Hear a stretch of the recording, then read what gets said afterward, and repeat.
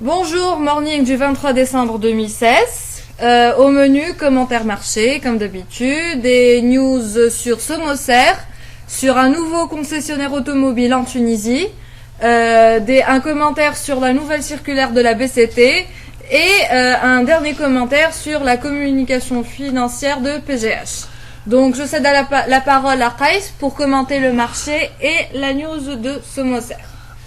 Alors, pour le marché, une bonne journée aujourd'hui. On peut dire que c'était une bonne journée. La séance s'est soldée par une hausse de 0,47% pour l'indice phare de la place de Tunis, dans un volume de transactions de 5,574 millions de dinars, hors transactions de bloc. Les transactions ont été dominées par Biat, 1,2 million, presque 1,3 million, sans bloc. Et SFBT, 1 million, sans bloc. Alors, il y a eu une réalisation d'une transaction de bloc, d'une nouvelle transaction de bloc sur SFBT, 20 millions de dinars. Il reste encore, selon nos calculs, on ne sait pas encore si c'est vrai, mais selon nos calculs, il reste encore 20 millions de dinars pour la BNA. Si la BNA a cédé les 20 millions au cours de la séance d'hier dans le cadre d'une transaction de bloc. La meilleure performance était réalisée par Annibalis, 5,46%, Cartas plus 4,47% et EADH plus 3,30%. Principale baisse est accusée par Exabyte. Alors pour ce qui est de l'actualité, Somoser annonce la conclusion d'un accord de partenariat et de référencement chez Leroy Merlin, l'ancienne française de grande distribution spécialisée dans la construction, le bricolage et le jardinage. L'accord conclu entre la société Somoser et Leroy Merlin porte sur des commandes fermes de l'ordre de 500 000 euros. Un peu plus de 1 million 3 millions 4 de dinars. Au titre de l'exercice 2017, donc ils vont pas impacter les chiffres de 2016, qui seront portés à 1 million d'euros en 2018. La société a rappelé que le chiffre d'affaires à l'export de Somoser, qui a dépassé les 6 millions de dinars durant les 11 premiers mois de l'année en cours. Donc, globalement, c'est une bonne information, mais je pense que 1 million d'euros ou 500 000 euros ne va pas changer la vie de Somoser. Le groupe Dogri a fait son entrée dans la concession automobile en lançant la marque chinoise Bike.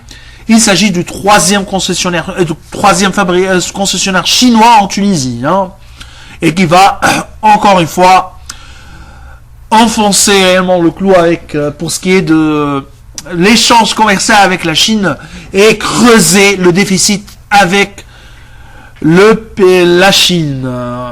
Alors, Beijing Automotive Bike est un constructeur automobile chinois qui fabrique des camions et des voitures sous son nom, mais également via des co-entreprises avec Hyundai et Mercedes-Benz. Alors, je recède la parole à Iran pour terminer l'actualité, le reste de l'actualité de la journée. Donc, concernant la nouvelle circulaire de la BCT qui entrera en vigueur à partir du 3 avril 2017, et qui porte sur les conditions d'octroi d'assistance financière aux banques et aux établissements financiers qui souffrent de problèmes de liquidité et de solvabilité et qui représentent un risque systémique.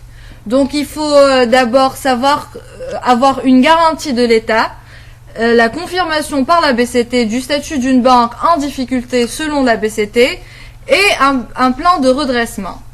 Le taux d'intérêt applicable aux opérations d'assistance financière est égal au taux de la facilité de prêt majoré d'une marge au moins égale à 250 points de base. La BCT peut accepter dans le cadre d'un programme d'assistance financière tout actif ou garantie approuvé par son conseil d'administration, moyennant l'application des décotes adéquates fixées dans une convention bilatérale entre la BCT et la banque ou établissement financier. La durée de l'assistance financière est accordée pour une période ne dépassant pas les 3 mois. Toutefois, la BCT peut, le cas échéant, renouveler cette assistance 3 fois au maximum, sans que la durée totale de celle-ci ne puisse dépasser les 12 mois. Côté trésor, suite à l'adjudication des bons de trésor à court terme, 52 semaines, du 22 décembre 2016, un montant de 7 millions de dinars à un taux de 4,81%.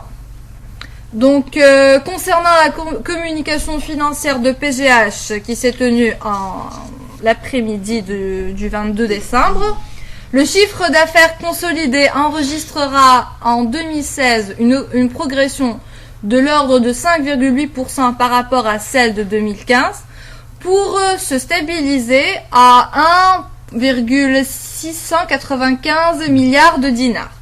Notre modèle Alpha MENA table sur 1,702 milliards de dinars, soit un écart de 0,4%.